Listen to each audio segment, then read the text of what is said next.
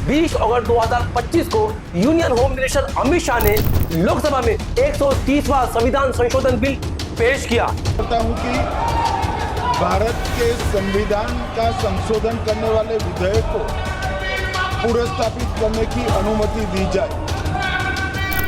इतनी अफरा तफरी में और इतनी जल्दबाजी में ये बिल क्यों लाया गया, किस लिए लाया गया, हम आज के इस वीडियो में पूरी डिटेल तौर पर समझने की कोशिश करते हैं।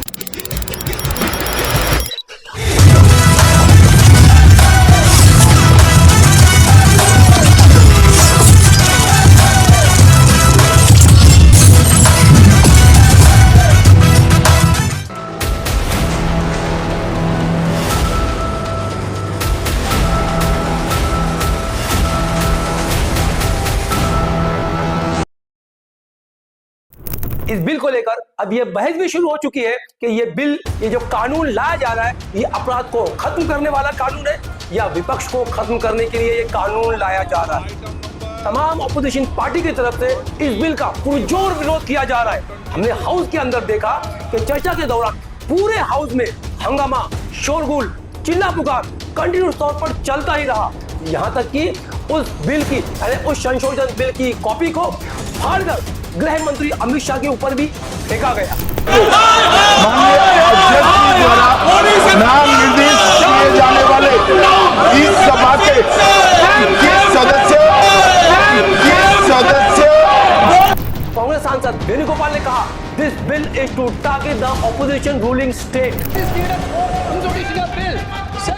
Sir, I am telling that this bill is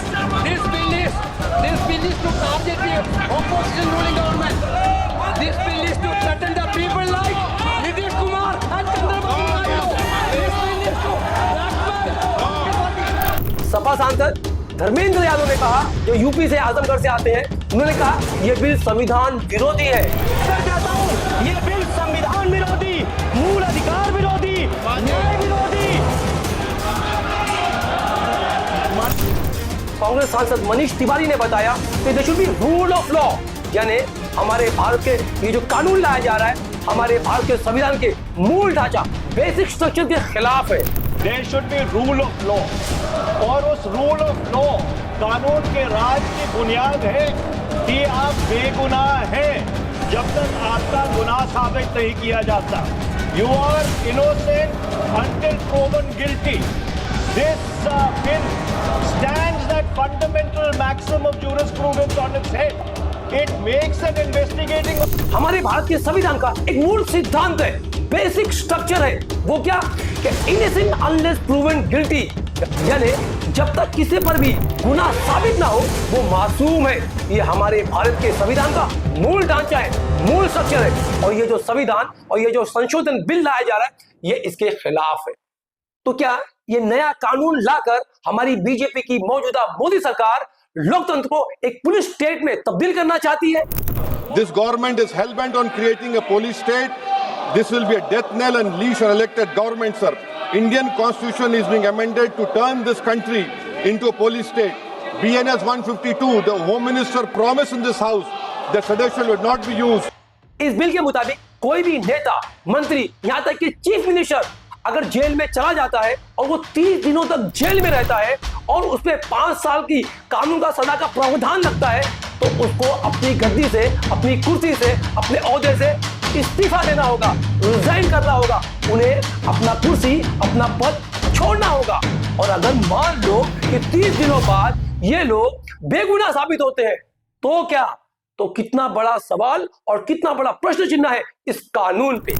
union home minister Amit Shah ने लोकसभा में 130वां संविधान संशोधन बिल पेश किया। तो क्या है ये 130वां संविधान संशोधन bill? Changes to the Indian constitution regarding the removal of elected official facing criminal charges. यानी इस बिल के मुताबिक राज्य से लेकर केंद्र के मंत्री, मुख्यमंत्री और यहाँ तक कि प्रधानमंत्री को भी कोई क्रिमिनल मामले में अगर जेल हुई जिसमें 5 साल तक की सजा हो सकती है और अगर वो 30 दिनों तक जेल में रह गए तो उन्हें अपना पद छोड़ना होगा, उन्हें अपने पद से इस्तीफा देनी होगी और उन्हें अपनी कुर्सी को त्यागना होगा। और यहाँ एक बड़ा सवाल है कि अगर 30 दिनों बाद कोर्ट ने इनको बेगुनाह साबित कर दिया, इनके खिलाफ कोई दलील, कोई सबूत नहीं पेश हुआ, यानी और कोर्ट ने इनको बेल दे दी और ये बेगुनाह साबित हो गए, तो क्या होगा? तो ये कानून के क्या माने और क्या मतलब होगा? क्योंकि उनका पोस्ट, उनकी कुर्सी, उनका ओहदा, और अगर वो सीएम है तो उनकी राज्य की सरकार भी जा सकती है। तो क्या ऑपोजिशन रूलिंग स्टेट्स के मुख्यमंत्री को, वहां के मंत्रियों को, वहां के नेताओं को टारगेट करने के लिए ये बिल लाया जा रहा है? पिछले 10-11 सालों में हमने ये देखा है किस तरीके से ईडी, सीबीआई, इनकम टैक्स, ये तमाम एजेंसियों का इस्तेमाल कर विपक्ष के नेताओं पे, उनके मंत्रियों पे, यहाँ तक कि उनके मुख्यमंत्री पे दबाव बनाया जाता है, प्रेशर डाला जाता है और उन्हें जेलों में डाल दिया जाता है। ईडी ने 90% से ज्यादा जो केसेस दर्ज किए हैं वो सिर्फ और सिर्फ विपक्ष की पार्टियों पे और विपक्ष के नेताओं पे किए हैं, और जिसमें से सिर्फ 2% पे चार्जेस प्रूव हुए हैं, यानी सिर्फ 2% लोग गिल्टी प्रूव हुए हैं और उन पे चार्जेस सिद्ध हुआ है। तो यानी ये बात साफ है कि ऑपोजिशन लीडर्स को, ऑपोजिशन नेताओं को, विपक्ष की पार्टियों को, विपक्ष के नेताओं को टारगेट करने का ये एक गेम प्लान है। इसी डर से कई नेता, मंत्री, सीएम, ये तमाम लोग ये डर से बीजेपी ज्वाइन कर लेते हैं, बीजेपी में चले जाते हैं, वहां जाकर वो आमदार, खासदार, मंत्री, यहाँ तक कि सीएम बन जाते हैं और उन पे जो भी लगा हुआ चार्जेस वो खत्म कर दिया जाता है और वो बेगुनाह हो जाते हैं, यानी दूध के धुले हो जाते हैं जैसा ही वो बीजेपी में शामिल होते हैं। हम आपको समझाते हैं कैसे। हाल ही में हमने देखा कि दिल्ली के सीएम अरविंद केजरीवाल को जेल में डाल दिया गया और उन पे दबाव बना गया और हाईकोर्ट में कितनी सारी याचिका बार बार दाखिल की गई कि अरविंद केजरीवाल अपना पद से इस्तीफा दे, अपना पद छोड़ दे। यहां तक कि हाईकोर्ट को उनकी याचिका को खारिज करना पड़ा। जनवरी 2020 में ईडी ने जमीन कब्जा करने के इल्जाम में झारखंड के सीएम हेमंत सोरेन को जेल में डाल दिया था और हेमंत सोरेन 5 महीने तक जेल में रहे और 5 महीने के बाद कोर्ट ने उन्हें बेल देते हुए कहा कि उनके खिलाफ कोई ठोस सबूत नहीं मिला। और जब हेमंत सोरेन जेल में जा रहे थे तो उन्होंने इस्तीफा दे दिया था और अपनी जगह पे चंपई सोरेन को सीएम बना दिया था। और जब हेमंत सोरेन बेल लेकर कोर्ट से बाहर आते हैं तो चंपई सोरेन बीजेपी में शामिल हो चुके थे, बीजेपी में शामिल हो जाते हैं। तीसरा उदाहरण आसाम के मुख्यमंत्री हेमंत बिश्वा शर्मा, जब वो कांग्रेस में थे तो यही बीजेपी ने, यही मोदी सरकार ने उन पर भ्रष्टाचार का, करप्शन का बड़ा इल्जाम लगाया था और उनकी सीबीआई इंक्वायरी भी हुई थी, सीबीआई ने उनसे पूछताछ भी की थी। तो क्या हुआ? आज वो आसाम के बीजेपी के मुख्यमंत्री है। जब यही सवाल 2016 में हमारे देश के गृह मंत्री अमित शाह से पूछा गया कि जिन पे आपने भ्रष्टाचार का, करप्शन का इल्जाम लगाया था, यानी हेमंत बिश्वा शर्मा पे, वो आज आपके प्रदेश के सीएम है। अमित शाह ने किसी भी किस्म का जवाब देने से इनकार कर दिया। विपक्ष के नेता, उनके मंत्री, उनके मुख्यमंत्री जेलों में जाने के डर से और बीजेपी में शामिल होने लगेंगे तो फिर ये कानून का क्या मतलब और क्या माने? तो हमारा देश का मीडिया हमारी मौजूदा मोदी सरकार से ये सवाल पूछने की हिम्मत करेगा और अपने टीवी स्टूडियो में, अपने चैनल पे इस पे डिबेट करेगा, इस पे बहस करेगा कि ये कानून क्यों लाया जा रहा है, किसलिए लाया जा रहा है? क्या विपक्ष को खत्म करने के लिए? क्योंकि हमारा मीडिया, हमारे देश का मीडिया ऐसा नहीं करेगा, क्योंकि वो गोदी मीडिया हो चुका है। हमारे मीडिया का जमीर मर चुका है। उसे तो सिर्फ अपनी टीआरपी से और अपने एड से और अपने पैसे कमाने से मतलब है। कहा तो ये भी जा रहा है कि ये बिल लाकर मोदी सरकार अपने अलायंस पार्टनर को, यानी चंद्रबाबू नायडू को और नीतीश कुमार की चूड़ी टाइट करना चाहती है। This bill is to target the opposition ruling government. This bill is to threaten the people like Nitish Kumar and Chandrababu Naidu. This bill is to blackmail. BJP की मोदी सरकार अपना पूरा कार्यकाल सेफ्टी तरीके से, सेफली और एक सुरक्षित तरीके से पूरा करना चाहती है। वो अपने इस कार्यकाल के दौरान किसी भी किस्म का खतरा नहीं चाहती है जो चंद्रबाबू नायडू और नीतीश कुमार से हो सकता है, क्योंकि हम सब जानते हैं जो हमारी मौजूदा बीजेपी सरकार है वो अपने बल पे उनका बहुमत नहीं है। उनको चंद्रबाबू नायडू की पार्टी और नीतीश कुमार की पार्टी का पूरा सहयोग है, पूरा सपोर्ट है सेंटर में, और वो दोनों के बल पर मोदी सरकार चल रही है। तो आने वाले वक्त में शायद नीतीश कुमार या चंद्रबाबू नायडू किसी किस्म का इनका मन में शंका हो, वो डाउट आए और ये कुछ गेम प्लान करे और शायद सरकार से अपना सपोर्ट निकाल ले, और हो सकता है कि आने वाले वक्त में मोदी सरकार, मोदी गवर्नमेंट गिर जाए। तो वो खतरे से बचने के लिए चंद्रबाबू नायडू और नीतीश कुमार ऐसी कोई भी हिमाकत न करे, इसके लिए ये कानून लाया जा रहा है। अगर इन दोनों में से किसी ने भी ऐसी हिमाकत की अपना सपोर्ट खींचने की, तो मोदी सरकार के पास एक हथियार के तौर पर यह नया कानून होगा, जिसके जरिए से वो किसी भी मिनिस्टर को यानी किसी भी प्रदेश के सीएम को उठा के जेल में डाल देगी, 30 दिनों तक जेल में रखेगी। यानी कि उनकी सरकार गई, उनकी सत्ता गई, उनकी कुर्सी गई और उनका ओहदा गया। तो ये लटकती तलवार जो ये नए कानून के रूप में आई है, ये हमेशा चंद्रबाबू नायडू पे और नीतीश कुमार पे बनी रहेगी। यानी एक किस्म का मैसेज हमारी मोदी सरकार देना चाहती है इन दोनों को इस नए कानून के जरिए। अगर तुमने आने वाले इस 5 साल के दरमियान कुछ भी चूक चला की, कुछ भी ऐसा गलत सोचा, तो सोच लेना, फिर हम आपको भी वहां पर आपकी गद्दी पे रहने नहीं देंगे।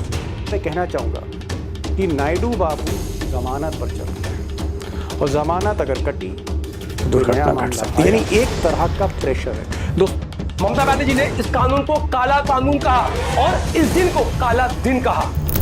Union home minister Amit Shah कहते हैं यह ऐसा कानून है जिसमें प्रधानमंत्री भी किसी से ऊपर नहीं है। यानी अगर प्रधानमंत्री को जेल हुई तो उन्हें भी अपना पद छोड़ना पड़ेगा। वाह, क्या शगुफा छोड़ा जा रहा है। लोगों को मूर्ख बनाने का एक काम किया जा रहा है। इस देश में, इस मुल्क में, इस कंट्री में कौन सी ऐसी एजेंसी है, कौन सा ऐसा अधिकारी है, कौन सा ऐसा पब्लिक ऑफिसर है जिसकी हिम्मत और जिसकी हिमाकत होगी कि हमारे देश के प्रधानमंत्री पे एफआईआर करे, उसकी जांच करे और 30 दिनों तक उन्हें जेल में रख सके।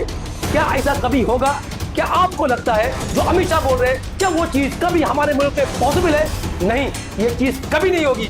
ये कानून सिर्फ प्रधानमंत्री का नाम डाल दिया गया है, लेकिन ये कानून लाया जा रहा है सिर्फ और सिर्फ विपक्ष को और उनके नेताओं को, उनके मंत्रियों को और विपक्ष रूलिंग स्टेट के सीएम को डराने के लिए। आप कैबिनेट के 6-7 लोगों को केस लगाइए, 30 दिन डालिए अंदर जेल में, गवर्नमेंट गिर गई उनकी। पर बीजेपी ये भूल रही है कि कब तक सत्ता में रहेंगे आप, कभी ना कभी तो निकलेंगे ना। तो पावर इटर्नल तो थोड़ी है कि ये आपके खिलाफ भी इस्तेमाल होगा। इस तरह का एक कोशिश की जा रही है, हम इसकी मुखालिफत करते हैं। दरअसल ये ऑपोजिशन को खत्म करने का एक गेम प्लान तैयार किया जा रहा है। ये बिल अगर कानून बन जाता है तो हमारे नेता, हमारे मंत्री, हमारे चीफ मिनिस्टर लोग अपनी कुर्सी बचाने के लिए, अपनी सत्ता बचाने के लिए, अपना मंत्री पद बचाने के लिए ही सिर्फ काम करेंगे इस कानून के डर से। फिर कोई पब्लिक के लिए, लोगों के लिए, जनता के लिए काम नहीं करेगा। तो अगर ऐसा होगा तो हम और आपके वोट के क्या माने? जनता जो वोट देती है, जो अपना नुमाइंदा, जो अपना रहनुमा, जो अपना रहबर चुनती है, उसके क्या माने होंगे और क्या मतलब होगा? ऐसा कानून बनाकर जनता के, हम और आपके अधिकारों को कम किया जा रहा है, जो संविधान के मूल ढांचा, मूल स्ट्रक्चर के खिलाफ जाता है। राहुल गांधी ने chief election commission of India पे सीधे तौर पर वोट चोरी का इल्जाम लगाया। सोचिए कितनी बड़ी बात है कि विपक्ष, पूरा विपक्ष एकजुट होकर, और राहुल गांधी जो leader of opposition in the house है, वो वोट चोरी का इल्जाम लगा रहे हैं इस देश की इतनी बड़ी ऊंची संस्था यानी chief election commission of India पे। ये बहुत बड़ी बात है और बहुत गंभीर बात भी है। और राहुल गांधी जिस तरह से सड़कों पे जा रहे हैं, लोगों के बीच पे जा रहे हैं, 1 वोट 1 पर्सन की बात कर रहे हैं, यानी वो डायरेक्टली ये मैसेज देने की कोशिश कर रहे हैं, जनता में ये डाल रहे हैं कि आपका वोट चोरी किया जा रहा है। तो अगर राहुल गांधी की ये बात सच है और ये साबित हो जाती है तो ये कितनी गंभीर बात है। यानी जनता के, हमारे देश के लोगों के और वोटर्स के अधिकारों को छीना या अधिकारों को कम करने का एक प्रयास और एक गेम प्लान किया जा रहा है। और अगर ऐसा होता है तो हम और आपके लिए, देश के लिए, देश की जनता के लिए, लोकतंत्र के लिए ये कितनी बड़ी खतरे की बात है। जो न्याय और संविधान में विश्वास रखते हैं, भरोसा रखते हैं, यकीन रखते हैं।